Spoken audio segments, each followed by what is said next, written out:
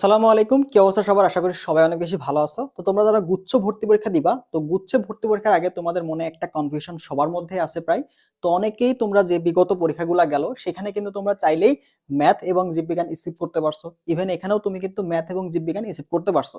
তো যেহেতু এটাই তোমাদের লাস্ট একটা ভরসা এবং এটার আগে প্রায় আমরা 2 মাসের প্লাস সময় পাচ্ছি, তো আমাদের হাতে সময় আছে যথেষ্ট। তো এখানে আসলে তোমরা কনফিউজড হয়ে যাচ্ছ যে আমরা যে এতদিন ম্যাথটা স্কিপ করে আসছিলাম, এখানে গুচ্ছে ম্যাথ দাগানোটা উচিত হবে কিনা, বা আমি এই 2 মাসের মধ্যে কভার আপ করতে পারবো কিনা। তো টোটালি এই বিষয় নিয়ে আমরা কথা বলবো এবং গণিতের জন্য যে ইম্পর্টেন্ট চ্যাপ্টারগুলো, গণিতের জন্য সহজ এবং ইম্পর্টেন্ট চ্যাপ্টারগুলো যেগুলো তুমি পড়লে মোটামুটি 10-12 অ্যানসার করতে পারো খুবই অল্প সময়ের মধ্যে, সেটা নিয়েও এখানে সাজেশন দেওয়া হবে কিভাবে পড়বা। তো অবশ্যই ভিডিওটা সঙ্গে দেখবা এবং আমরা দেখবো এখানে আসলে তোমাদের কোনটা দাগানো উচিত, কোনটা দাগলে কতগুলো সিট পাওয়া যাবে। ঠিক আছে, চান্স পাওয়াটা আমাদের জন্য ইজি হবে, সবগুলো এখানে অ্যানালাইসিস করবো। চলো কথা না বলে শুরু করি। আর চ্যানেলটা যদি এখনো সাবস্ক্রাইব না করতে থাকো অবশ্যই সাবস্ক্রাইব করে রাখবা, ভিডিওতে অবশ্যই একটা লাইক দিবা, কারণ এগুলো করতে কিন্তু আমাদের যথেষ্ট সময় লাগে। ঠিক আছে, আচ্ছা চলো প্রথমে আমরা দেখবো আমাদের যে সাবজেক্ট ভিত্তিক আমাদের দেখো সিট সংখ্যা কেমন আসে। তুমি যদি আমাদের ভার্সিটি গুলো দেখো, এখানে আমাদের প্রত্যেকটা ইউনিভার্সিটির কিন্তু এখানে তোমাকে শর্ত দেওয়া আছে। ঠিক আছে, দেখো প্রত্যেকটা ইউনিভার্সিটির এখানে শর্ত দেওয়া আছে। দেখো ইসলামিক ইউনিভার্সিটিতে যে এবার কিন্তু ইসলামিক ইউনিভার্সিটি তোমার দায়িত্ব থাকছে। তো ইসলামিক ইউনিভার্সিটি তুমি যদি গণিত প্লাস বাংলা দাগাও, অর্থাৎ গণিত দাগাও, ইংরেজি মনে করো জীববিজ্ঞান দাগাবা না, ঠিক আছে, তাহলে দেখো এখানে 970টার মতো সিট পাবা। এবং তুমি যদি জীববিজ্ঞান দাগাও, ঠিক আছে, তুমি জীববিজ্ঞান দাগালে ম্যাথটা ইস্যু করো, তাহলে তুমি এখানে 920টার মতো সিট পাবা। এবং গণিত প্লাস জীববিজ্ঞান থাকলে তুমি কিন্তু এখানে 970টা সিট পাও। তার মানে দেখো গণিত দেখালে আলটিমেটলি সব সাবজেক্টে পাওয়া যাচ্ছে। গণিত যদি দেখাও তাহলে ইসলামিক ইউনিভার্সিটি সবগুলো সাবজেক্টে পাবা। এবং জীববিজ্ঞান থাকলে তুমি মাত্র 70টা সিট, এখানে 50টা মতো সিট তুমি পাবা না, বাকি দেখো 950টা সিট তুমি পেয়ে যাবা। এবার দেখো জাতীয় কবি কাজী নজরুল ইসলাম, এখানে কিন্তু প্রায় আমরা যদি গণিত দেখাই, গণিত সেটার সাথে বাংলা ইংলিশ এটা কোনো ম্যাটার করবে না। তুমি গণিত দেখাইলে তুমি এখানে 413টা মতো সিট পাবা, জীববিজ্ঞান দেখালে তুমি 253টা, এবং যদি গণিত এবং জীববিজ্ঞান দাগাও তাহলে দেখো 413টা। তার মানে তুমি গণিত দাগালে আলটিমেটলি আমাদের কাজী নজরুল ইসলাম যে ইউনিভার্সিটি আছে এখানে সবগুলা সাবজেক্টে তুমি পেয়ে যাবা। এরপর আসো বেগম রোকেয়াতে। বেগম রোকেয়াতে আমরা যদি দেখি, এখানেও গণিত দাগালে তুমি প্রায় 716টার মতো সিট পাবা।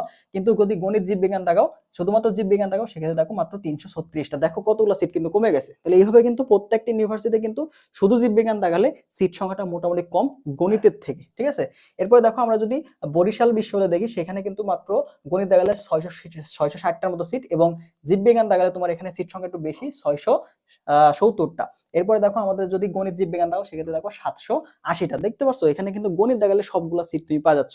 তো ওভারঅল এইভাবে কিন্তু দেখো প্রত্যেকটা ইউনিভার্সিটি আসে। তো আমরা যদি আরো কিছু বেশি যে সিট সংখ্যা আছে যদি দেখি, দেখো মাওলানা ভাসানী অনেকে টার্গেট থাকে। তো মাওলানা ভাসানীতে দেখো আমাদের গণিত দাগালে 430টা সিট, এবং জীববিজ্ঞান দাগালে দেখো মাত্র 280টা সিট। এবং টোটাল ওভারঅল তুমি যদি গণিত জীববিজ্ঞান দাও তাহলে দেখো 777টার মতো সিট। তার মানে তুমি দেখো যদি গণিত জীববিজ্ঞান দাও তাহলে কি তোমার মাওলানা ভাসানীতে চান্স পাওয়া তোমার জন্য ইজি হচ্ছে। দেখো যদি জীববিজ্ঞান দাও মাত্র 280টার বিপরীতে তুমি কিন্তু এখানে সাবজেক্ট চয়েস দিতে পারবা। ঠিক আছে, এভাবে কিন্তু তুমি যদি গণিত জীববিজ্ঞান দাও তোমার সাবজেক্ট পাওয়ার সম্ভাবনা বেশি একটা ভার্সিটি ওয়াইজ, কারণ এখানে আমাদের যে আসন সংখ্যাটা এটা ভাগ করা থাকে বিভিন্ন ভার্সিটি কেন্দ্রিক। ঠিক আছে, যেমন তুমি যদি উপরের দিকে দেখো, দেখো আমাদের বরিশালে কিন্তু শুধু জীববিজ্ঞান থাকলে 670টা সিট, বাকিগুলোতে দেখো জীববিজ্ঞান থাকলে কিন্তু সিট সংখ্যা কম, এটাতে কিন্তু বেশি। তো এইভাবে কিন্তু প্রত্যেকটা ইউনিভার্সিটিতে আমাদের জীববিজ্ঞান থাকলে সিট সংখ্যা কম থাকে, এবং গণিত জীববিজ্ঞান যদি দেখো দেখো সিট সংখ্যাতে কিন্তু অনেক বেশি। ঠিক আছে, তাহলে তুমি যে আমাদের হাতে যে সময়টা আছে, দেখো আমি যদি ওভারঅল এখানে দেখি, অনেকে তোমার থাকে যশোর বিজ্ঞান ও প্রযুক্তি, সেখানে দেখো জাস্টের ক্ষেত্রেও তুমি যদি গণিত দাগাও সেক্ষেত্রে 573টা সিট পাবা, এবং তুমি যদি জীববিজ্ঞান দাগাও সেক্ষেত্রে দেখো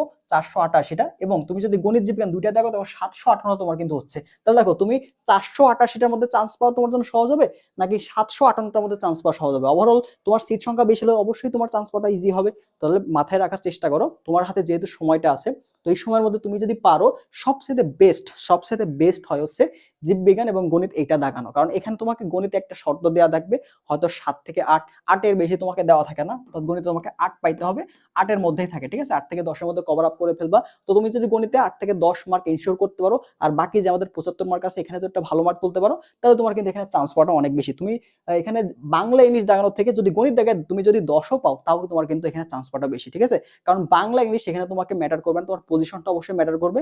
তাহলে যারা এখনো আমাদের হাতে কিন্তু 2 মাস মতো সময় আছে, তো তুমি চেষ্টা করলে কিন্তু গণিত পার্টের কিছু চ্যাপ্টার গুলো আছে, সিলেক্টেড চ্যাপ্টার, সেগুলো সলভ করে গেলে তুমি কিন্তু প্রায় 10+ অ্যান্সার করে আসতে পারবে। ঠিক আছে, দেখো আমাদের যদি গণিত প্লাস বাংলা অর্থাৎ শুধুমাত্র গণিত দেখো জীববিজ্ঞান রিসিভ করে, তাহলে তোমার কিন্তু সিট সংখ্যা হচ্ছে 7395টা, এবং সেখানে শুধুমাত্র জীববিজ্ঞান থাকলে তোমার মাত্র 5,000 দেখো 72টা সিট চলে আসছে। দেখো 2,000 কিন্তু ডিফারেন্স আগে থেকে গায়েব হয়ে গেল।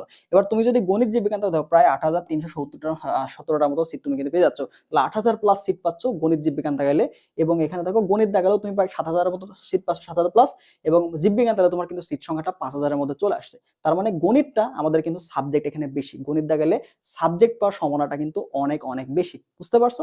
এই বিষয়গুলো একটু মাথায় রাখার চেষ্টা করবা। আচ্ছা, তো দেখো এখানে আমাদের যারা গুচ্ছ প্রিপারেশন নিচ্ছ, যাদের গুচ্ছ প্রিপারেশন এখনো অগোছালো, চাচ্ছ একটা গাইডলাইনের মধ্যে থাকতে, দেখো এখানে কোর্স করাটা ইম্পর্টেন্ট না। তোমার যদি নিজে থেকে পড়া থাকে তো তুমি পড়তে পারো, কোনো সমস্যা নেই। বাট একটা ফ্লোর মধ্যে থাকা, একটা গাইডলাইনের মধ্যে থাকা, একটা রুটিনের মধ্যে থাকাটা অনেক বেশি ইম্পর্টেন্ট। তো যারা চাচ্ছ যে আমরা এক্সামগুলো দিয়ে শুধুমাত্র রুটিন ওয়াইজ পড়াশোনা করতে যাচ্ছি, তাদের জন্য আমাদের এক্সাম ব্যাচটা আছে 299 ফি দিয়ে তুমি একদম গুচ্ছ পর্যন্ত প্রায় এখানে 110টার মতো এক্সাম পাবা। ঠিক আছে? তো আমাদের 60 প্লাস কিন্তু এখানে চ্যাপ্টার ওয়াইজ তোমাকে আর্কাইভ এক্সামই দেওয়া হবে, সেগুলো তুমি যে কোনো সময় দিতে পারবে। আবার 60 প্লাস লাইভ এক্সাম তুমি দিবা, অর্থাৎ প্রত্যেকদিন এক্সাম চলবে, প্রত্যেকদিন এক্সাম চলবে। যারা রুটিনের মধ্যে থাকতে যাচ্ছ, এক্সাম দিতে যাচ্ছ, তাদের জন্য এটা। এখন যদি তোমার ক্লাসে লাগে, যদি তোমাদের বেসিকে প্রবলেম থাকে যে ভাই আমার ক্লাস দরকার, আমি ম্যাথ পারি না, ফিজিক্স পারি না, ফিজিক্সের ম্যাথমেটিক্যাল পার্টগুলো আমি পারি না, রসায়নের হ্যান্ড ক্যালকুলেশন পারি না, তাদের জন্য কিন্তু আমাদের এই যে আমাদের বেসিক টু প্রো প্রশ্ন ব্যাংক সলভ করছে। এখানে শুধুমাত্র প্রশ্ন ব্যাংক না, এখানে আমরা টাইপ ওয়াইজ সবগুলা টাইপই আমরা এখানে কভার করে দেবো ইনশাআল্লাহ। ঠিক আছে? তো গুচ্ছের জন্য যা লাগে ক্লাসের জন্য তোমার এখানে কিন্তু টাইপ ওয়াইজ আমরা সবগুলো এখানে কভার করে দেবো। প্রত্যেকটা টাইপের ইম্পর্টেন্ট যে প্রশ্নগুলো, গুচ্ছের জন্য সবচেয়ে ইম্পর্টেন্ট যে প্রশ্নগুলো আছে, সেগুলো টাইপ ওয়াইজ তুমি কিন্তু এই কোর্সে টোটালি কিন্তু পেয়ে যাবা। ঠিক আছে? তো এই কোর্সগুলো সম্পর্কে তুমি যদি ডিটেলস জানতে চাও, সেটা অবশ্যই কমেন্ট করবা আমাদের, অথবা আমাদের হোয়াটসঅ্যাপ নাম্বার দেখতে পাচ্ছ, এটাতে তুমি যোগাযোগ করলে আমরা ডিটেলস তোমাদের জানাই দিব। ঠিক আছে? তো এখানে তুমি কিন্তু প্রত্যেকটা বিষয়ের এক্সাম পাবা।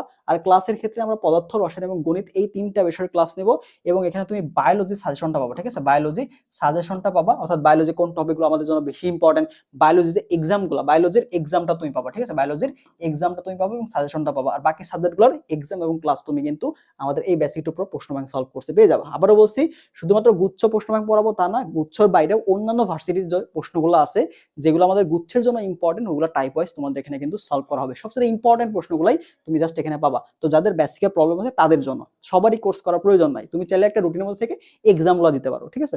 আচ্ছা, তো এবার আসলে আমাদের ম্যাথের ক্ষেত্রে ইম্পর্টেন্ট চ্যাপ্টারগুলো কোনগুলো, যেগুলো আমরা খুবই অল্প সময়ের মধ্যে শেষ করতে পারবো। প্রথমে যদি আসি ম্যাট্রিক্স নির্ণয়, তো ম্যাট্রিক্স নির্ণয় থেকে কিন্তু একটা প্রশ্ন চলে আসে। তো ম্যাট্রিক্স নির্ণয় থেকে তুমি যদি ম্যাট্রিক্সের মাত্রাগুলা, ম্যাট্রিক্সের গুণগুলা, এগুলো বেসিক জিনিসপাতি ভাই, বেসিক জিনিসপাতি।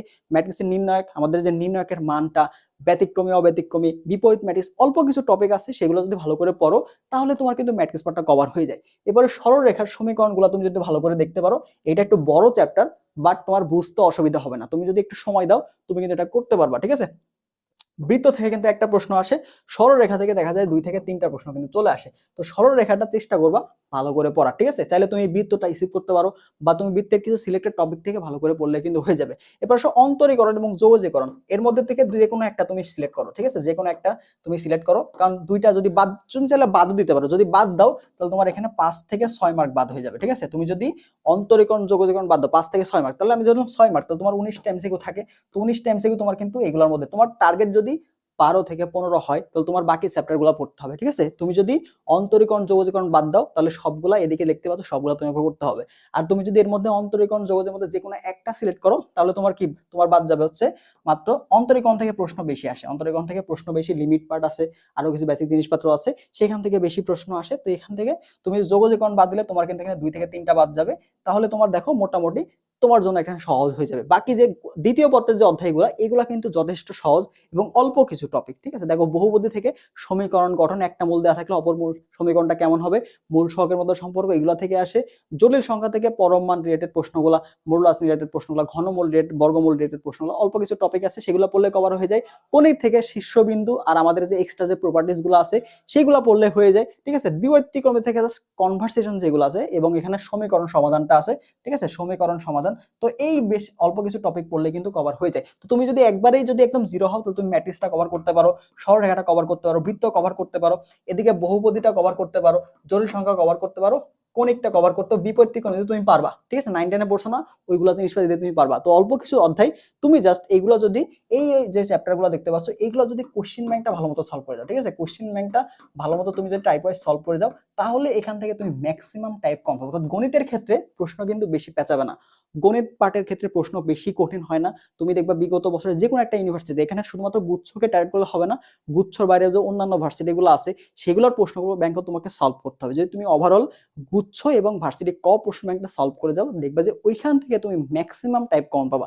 আর আমাদের যে এখানে কোর্সটা দেখালাম, তো এখানে আমরা গণিতের যে ইম্পর্টেন্ট টাইপগুলো সেগুলাই তোমার জন্য রাখবো, এবং প্রত্যেকটা টাইপ তুমি একদম মানে কি বলবো বেসিক থেকে যতটুকু দরকার, যাদের গণিতে প্রবলেম আছে এখনো কিছুই পারো না একদম জিরো, ওই জিরো থেকে পড়লেও তুমি এখানে কভার করতে পারবে। যেহেতু টাইপ ওয়াইজ আমরা যা যা লাগবে সেগুলো তোমাকে কিন্তু এখানে ক্লিয়ার করে দিচ্ছি, একদম সূত্র থেকে শুরু করে যা দরকার। একদম যারা একদম শুরু করছে মেডিকেল প্রিপারেশন পরে, যারা ম্যাথ ধরোই নাই, তাদের জন্য কিন্তু এটা ম্যাথের জন্য অনেক বেশি ইফেক্টিভ হবে। ঠিক আছে, তো এই কাজটা তোমরা করবা। তো গণিতের ক্ষেত্রে এই চ্যাপ্টারগুলো তুমি আগে সিলেক্ট করো, 5 থেকে 6টা চ্যাপ্টার তুমি আগে সিলেক্ট করো। এই 5 থেকে 6টা চ্যাপ্টার তুমি শেষ করবা, শেষ করে দেখবা যে নিজের মধ্যে এমনিতেই কনফিডেন্স চলে আসছে।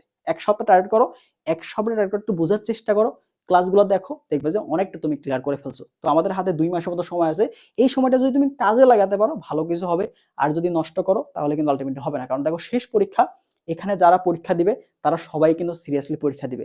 এখানে তোমার চান্স পাওয়াটা সহজ হবে, বাট এখানে টপ সাবজেক্ট পাওয়া বা আমাদের যে ভালো একটা ইউনিভার্সিটিতে পড়া, ভালো একটা সাবজেক্টে পড়া, এরকম কিন্তু চান্স পাওয়াটা কিন্তু টাফ। ঠিক আছে, সবাই টার্গেট থাকবে যে টপ ইউনিভার্সিটি পাবো। এখন তুমি যদি এখানে কোনো রকম একটা সাবজেক্ট পাওয়ার থেকে একটা ভালো সাবজেক্টে পড়ো, সেক্ষেত্রে তোমার কিন্তু ভিতরে একটা ভালো লাগা কাজ করবে। তো এখানে কিন্তু দেখবা অনেকে গুচ্ছে ভর্তি হয়েও আবার সেকেন্ড টাইম পরীক্ষা দিচ্ছে শুধুমাত্র গুচ্ছে একটা ভালো সাবজেক্ট পাওয়ার জন্য। তো অবশ্যই চেষ্টা করবা ভালো একটা সাবজেক্টের পিছিয়ে যেন তোমার এখানে সময় যেহেতু আসেই, সময়টা কাজে লাগালে দেখবা যে টপ সাবজেক্টে তুমি এখানে কিন্তু পেয়ে যাবা। ঠিক আছে, আর যদি পারো ম্যাথ প্লাস বায়ো এই প্রিপারেশনটা নিতে পারো। ঠিক আছে, এটা তোমার জন্য অনেকটা ভালো হবে। এবার যদি ম্যাথ একবারেই না পারো, তুমি এক সপ্তাহ ট্রাই করে দেখো যে পারো কিনা। তোমার হাতে তো এমন না যে তোমার 1 মাস পর পরীক্ষা, তোমার হাতে 2 মাসের মতো সময় আছে, তুমি দেখো পারো কিনা। তুমি যদি আগে মাঠে নামার আগেই যদি হেরে যাও, আর এখানে তো একাডেমিকের মতো তোমাকে সিকিউ সলভ করতে হয়, তোমাকে জাস্ট এমসিকিউ সলভ করতে হবে। আর এমসিকিউ সলভ করার অনেক অনেক ট্রিক্স আছে, তুমি চাইলেই যদি একটু পরিশ্রম করো তাহলে কিন্তু ম্যাথে তুমি ওভারকাম করতে পারবে, এবং তোমার 10 থেকে 12 মার্ক পাওয়ার মতো ইনশাল্লাহ এখানে কভার করে ফেলো। এই তোমার বাংলাতে তুমি যদি 20 পাও আর এখানে যদি তুমি 10 পাও, তাও তোমার জন্য কিন্তু এখানে বেটার, কারণ তুমি এখানে সাবজেক্ট বেশি পাচ্ছ। তোমার 2000 সাবজেক্ট, চিন্তা করো একটা সাবজেক্টের জন্য তোমার কিন্তু চান্স হবে না, আর এখানে তোমার 2000 সাবজেক্ট কিন্তু আগেই হাতছাড়া হয়ে যাচ্ছে। তো যদি আমার হাতে যদি মাত্র 1 মাস থাকতো, আমি তোমাকে বলতাম বাংলা ইংলিশ দেখাও, বাট এখানে যেহেতু সময়টা বেশি আছে এবং তুমি যদি চেষ্টা করো, তাহলে তুমি কিন্তু এখানে কভার করতে পারবা। ঠিক আছে, আমি আগেই বললাম যে তোমার সবগুলো পড়ার দরকার নাই, তুমি 5 থেকে 6টা চ্যাপ্টার আগে শেষ করো। তো 5 থেকে 6টা চ্যাপ্টার যখন তুমি নিজে নিজে পারতেছো, সলভ করতে পারতেছো, প্রশ্নগুলো সলভ করে পারছো, বেসিক যখন তোমার মোটামুটি স্ট্রং হয়ে যাবে, তো বাকি চ্যাপ্টারগুলো তুমি কিন্তু দেখে সলভ করে ফেলতে পারো। অ্যাটলিস্ট শর্ট সিলেবাসটা ভালো করে পড়ো। ঠিক আছে, তো এগুলো পড়লে ইনশাল্লাহ কভার হয়ে যাবে। তো এরপরেও তোমাদের যদি একবারে ম্যাথ না হয়, তুমি 1 সপ্তাহে ট্রাই করো, যদি দেখছো হচ্ছেই না, তো বাংলাতে তুমি 1 মাস সময় দিলে কিন্তু বাংলা ভালো করতে পারবা। ঠিক আছে, তো এটা তুমি চেষ্টা করবা। তো এই ছিল মূলত বিষয়। তো সিট সংখ্যাগুলোও দেখলা। ঠিক আছে, তো এটা আবার একটু ভালো করে স্ক্রিনশট নিয়ে রাখতে পারো এখানে। ঠিক আছে, স্ক্রিনশট নিয়ে রাখতে পারলে তোমার জন্য কিন্তু বেটার হয়। ঠিক আছে, আমাদের টেলিগ্রাম গ্রুপে যুক্ত থাকতে পারো, সেখানে আমি হয়তো এটা তোমাকে দিয়ে দিব। ঠিক আছে, তো ভালো থাকো সবাই। যদি কোনো জানার থাকে সেটা অবশ্যই কমেন্ট করবা। আর যদি আমাদের কোর্সগুলোতে এনরোল করতে চাও, তাহলে আমাদের হোয়াটসঅ্যাপ নাম্বার দেখতে পাচ্ছ, এটাতে যোগাযোগ করে আমাদের ডিটেলস জেনে তুমি ভর্তি হয়ে যেতে পারো। ঠিক আছে, আচ্ছা, তো ভালো থাকো সবাই, আল্লাহ হাফেজ।